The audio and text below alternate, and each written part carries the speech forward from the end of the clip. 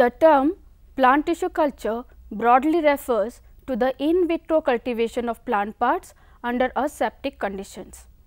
Parts like meristems, axillary buds, young inflorescence, leaves, stems and roots can be cultured under controlled aseptic environment and suitable nutrient medium for successful tissue culture. The nutrients include inorganic salts, vitamins, growth regulators and carbon as an energy source. The basic technology can be divided into 5 classes depending on the material being used for culture. For example, callus, organ, meristem, protoplast and cell. In this presentation, we are going to study about the basics of callus culture, single cell culture, suspension culture and the methods followed for each. In nature, sometimes callus or callus-like tissue is found to form in various parts of intact plant either due to wound or disease caused by Agrobacterium tumefaciens.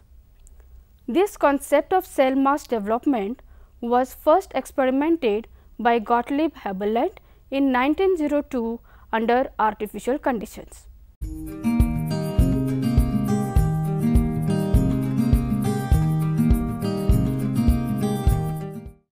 The undifferentiated proliferative cell mass obtained from the isolated plant cells, tissues or organs under controlled experimental condition is called as callus. Though callus tissue can be induced from different plant parts of many plant species, carrot is highly standardized material. Let us see the steps followed in culturing callus tissue from carrot root. A fresh taproot of carrot is washed thoroughly under running tap water, then dipped into 5% Tipol for 10 minutes and then washed to remove all surface dirt. The carrot root sterilized forceps, scalpels, other instruments, autoclaved nutrient medium, petri dishes are then transferred to laminar air flow or inoculation chamber. Throughout the handling process, forceps, scalpels are kept in 95% ethanol and flamed thoroughly before use. The taproot is surface sterilized by immersing in 70% ethanol for 60 seconds followed by 20 to 25 minutes in sodium hypochlorite. It is then washed 3 times with sterilized distilled water to remove hypochlorite completely. The carrot is then transferred to a sterilized petri dish. A series of transverse slices of 1 mm in thickness is cut from the taproot using a sharp scalpel. Each piece is transferred to another sterile petri dish which contains a whitish circular ring of cambium around the pith.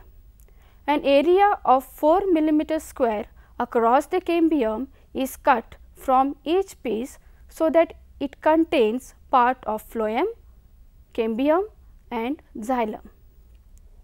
The size and thickness of explant should be uniform. The explants are then transferred onto surface of the agarified nutrient medium with the help of forceps. Nutrient medium consists of the Gembox B5 salt mixture or Murasis and Skog salt medium supplemented with auxins. Culture tubes after inoculation are taken to the culture room where they are incubated at 25 degrees centigrade under dark and light regime. Usually after 4 weeks, the explants incubated on medium form a substantial proliferative cell mass called as callus. Repeated cycles can be performed under similar conditions to obtain huge mass of cells.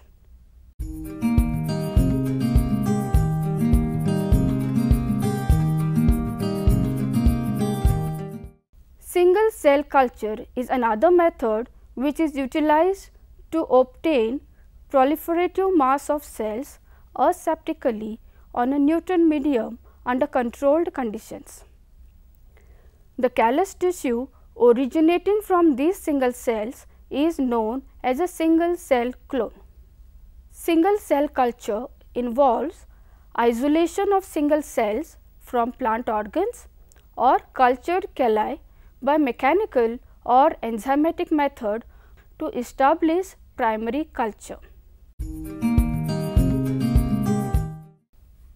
The leaf tissue is considered to be the most suitable material for the isolation of single cells from plant organs. From such intact plant organs, single cells can be isolated using mechanical or enzymatic methods.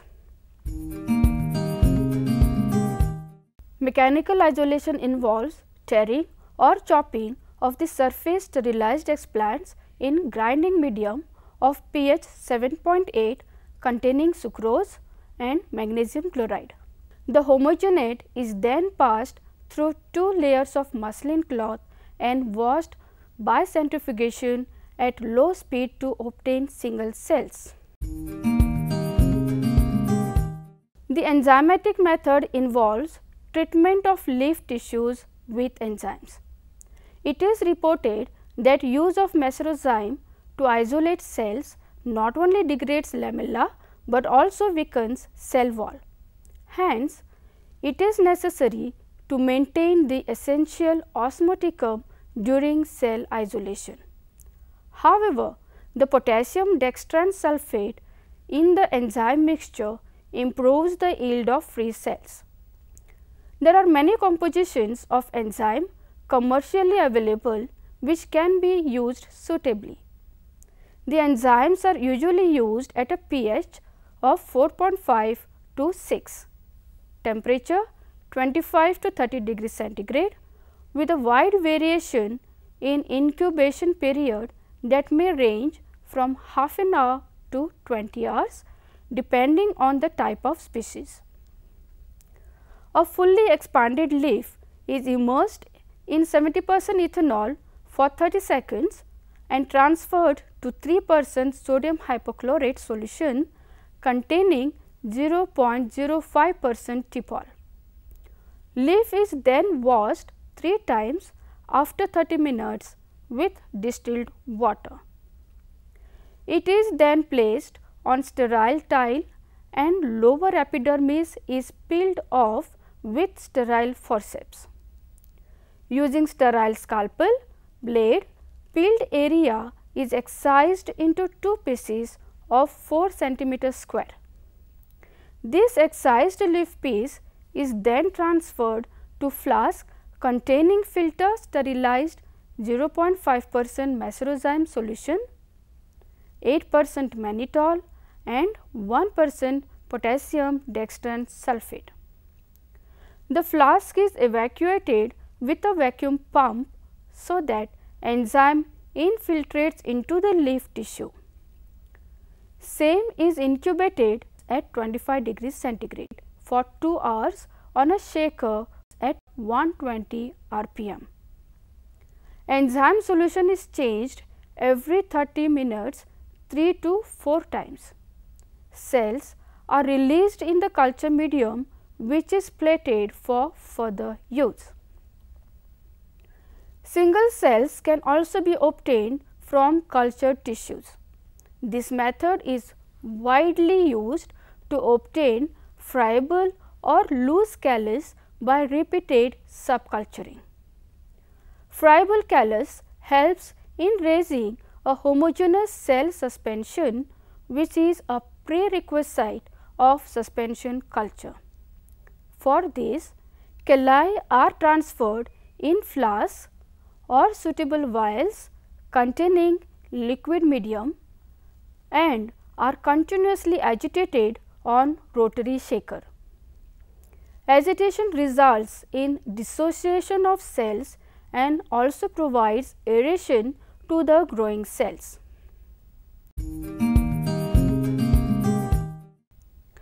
Single cell culture methods for establishment of primary culture from single cells. 5 important methods are widely employed to obtain callus from single cells. They are filter paper roughed nurse technique, Bergman's plating technique, microchamber technique, nurse callus technique and micro droplet technique. In this technique, single cells are isolated from suspension cultures or a friable callus. Few days before cell isolation, sterile piece of filter paper is placed aseptically on the upper surface of the actively growing callus tissue of the species. This callus tissue is called as the nurse tissue. It supplies the cells with not only the nutrients from the culture medium, but sometimes more than what is critical for cell division. The filter paper gets wet by soaking the water and nutrient from the exudates of the callus tissue. The isolated single cells are placed aseptically on the wet filter paper raft. The whole culture system is incubated under 16 hours cool white light or under continuous darkness at 25 degrees centigrade. The single cells divide and redivide, ultimately forming a visible small cell colony. When the colony reaches a suitable size, it is transferred to fresh medium where it gives rise to the callus tissue.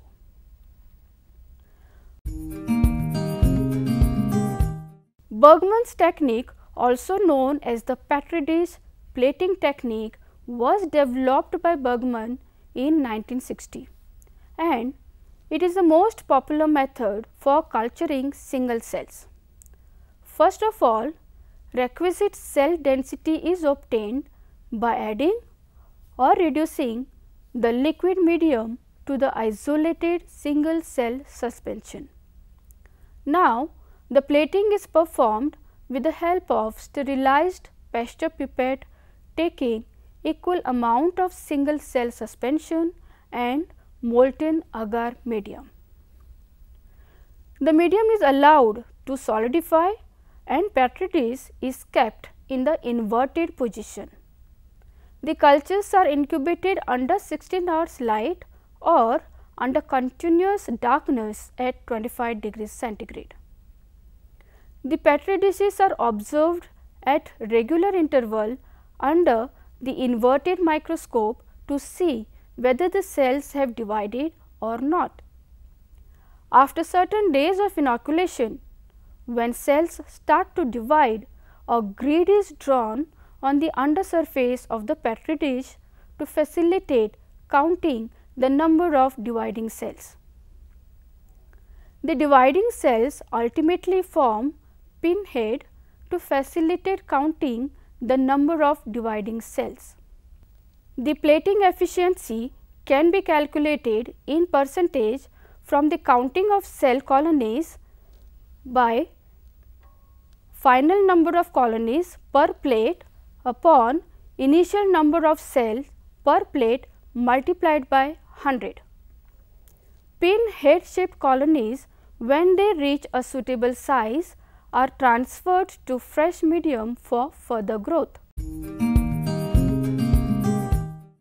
In microchamber technique, a drop of liquid nutrient medium containing single cell is isolated aseptically from stock suspension culture with the help of long fine Pasteur pipette. Culture drop is placed on the center of a sterile microscopic slide and rinsed with sterile paraffin oil. A drop of paraffin is placed on either side of the culture drop and a cover glass is placed on each oil drop. A third cover glass is placed on the culture drop, bridging the two razor cover glasses, and forming a microchamber to enclose the single cell aseptically within the paraffin oil. The oil prevents the water loss from the culture drop, but permits gaseous exchange. The whole microchamber slide is placed in a petri dish and is incubated under 16 hours white cool illumination at 25 degrees centigrade. Cell colony derived from single cell gives rise to single cell clone.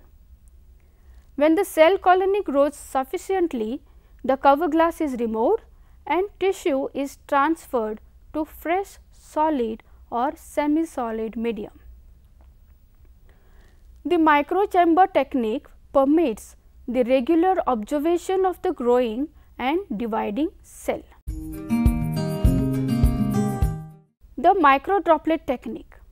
In this method, single cells are cultured in a special Krupprak dishes which has two chambers, a small outer chamber and a large inner chambers. The large chamber carries many numbered wells, each with a capacity of 0.25 to 25 microliter of nutrient medium. To begin with, each well of inner chamber is filled with a micro drop of liquid medium containing isolated single cell. The outer chamber is filled with sterile distilled water to maintain the humidity inside the dish. After covering the dish with lid, the dish is sealed with paraffin and is incubated under 16 hours white cool light at 25 degrees centigrade. The cell colony derived from the single cell is transferred on to a fresh solid or semi-solid medium in a culture tube for further growth. The Nurse-Kallis technique is actually a modification of Bergman's technique and paper raft nurse culture method. Single cells are plated onto a agar medium in a petri dish as described earlier. Few callus masses derived from the same plant tissues are also embedded directly along with the single cells in the same medium. The paper barrier between single cells and the nurse tissue is removed. Cells first begin to divide in the regions near the nurse callus, indicating that the single cells closer to the nurse callus in the solid medium gets the essential growth factors that are liberated from the callus mass.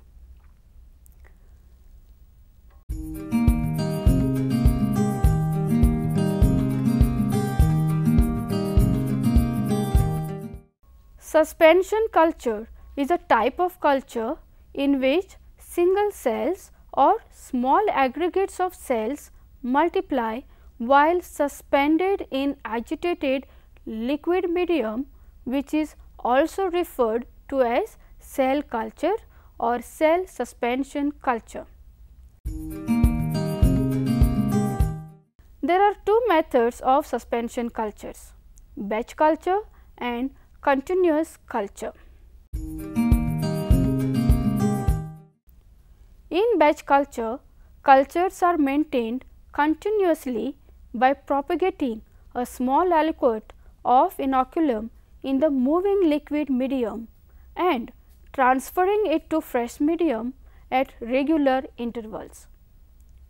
Generally, cell suspensions are grown in flask containing 25 to 75 ml of the culture medium and incubated on orbital platform shakers at the speed of 80 to 120 rpm.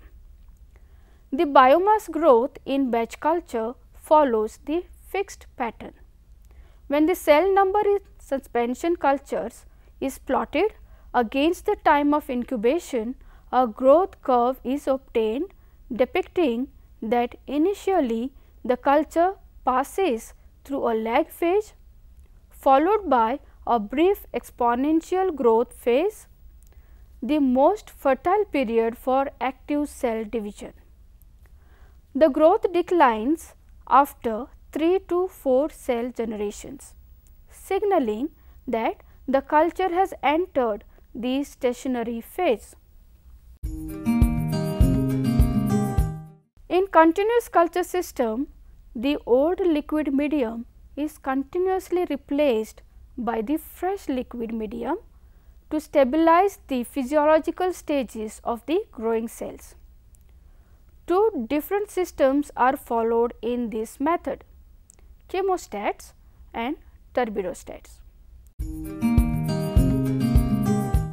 In chemostat system, culture vessels containing the cells in the medium are stirred by a magnetic stirrer.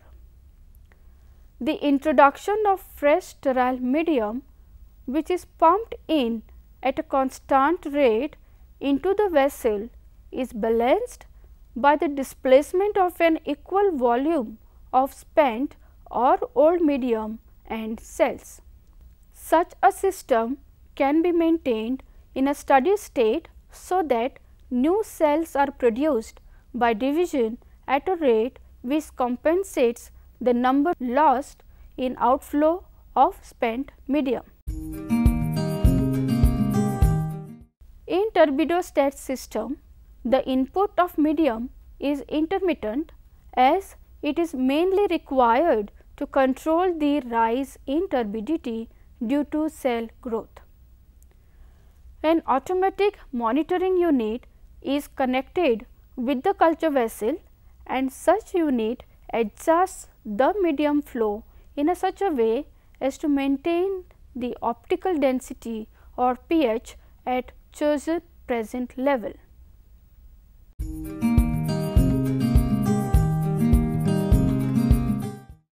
Assessment of the growth in suspension culture is accomplished by cell counting, packed cell volume and fresh or dry weight increase of cells, cell clone, and Evans blue dye stains. For cell counting, to 1 volume of cell suspension culture, 2 volumes of 8% chromic acid is added. Mixture is heated at 70 degrees centigrade for 2 to 15 minutes.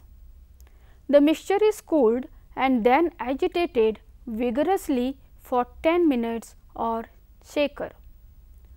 Suspension is now centrifuged, chromic acid is poured off and the pellet is resuspended in 8% saline solution.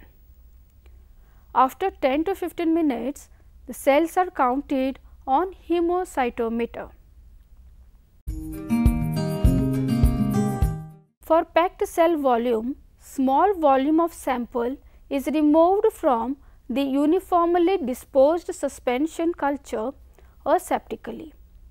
It is then centrifuged at 1000 G for 5 minutes. The packed cell volume is expressed as ml pellet per ml culture. For fresh weight counting, the cells are collected on a pre-waved wet circular filter of nylon fabric supported in a Hartley funnel. It is then washed with distilled water under vacuum and filter discs are re-waved along with cells. Cell dry weight, similar to fresh weight method, cell dry weight is determined except that the filter is dried in an oven and re-waved. The cell weight is expressed as gram per ml of culture. Evans blue dye stains the dead or damaged cells, while the living or viable cells repel the dye and remain unstained.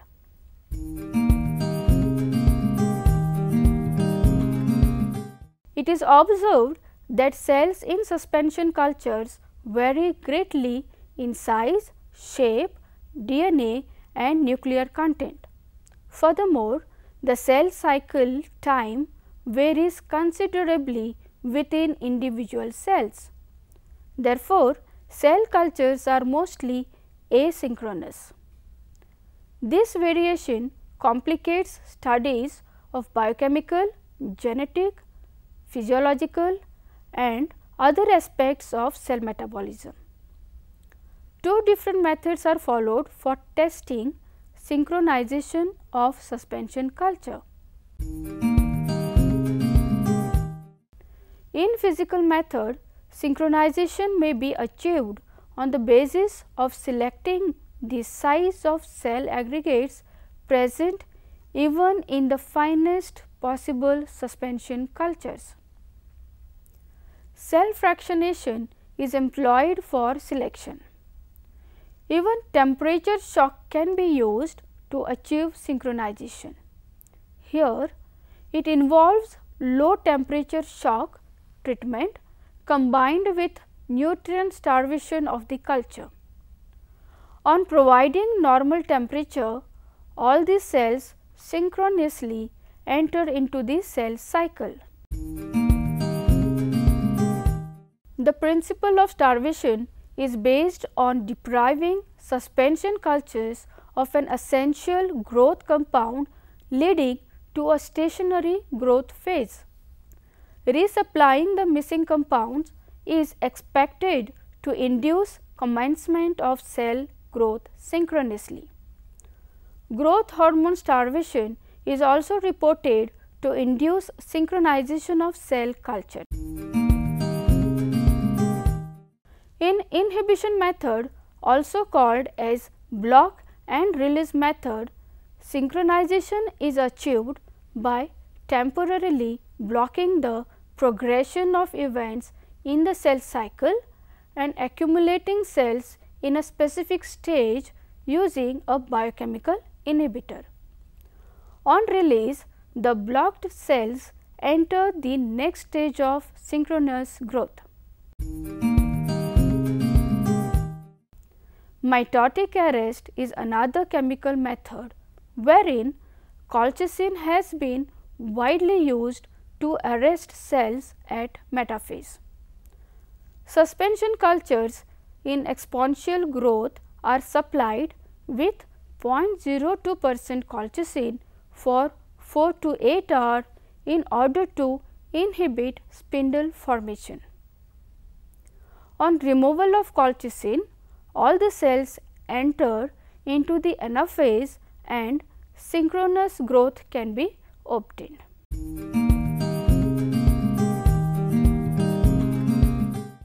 The establishment of cell cultures provide an excellent opportunity to investigate the properties and potentialities of plant cells. Callus culture, single cell culture and suspension culture are applied for upgrading the productivity of crops, forestry, ornamentals, secondary metabolites, etc.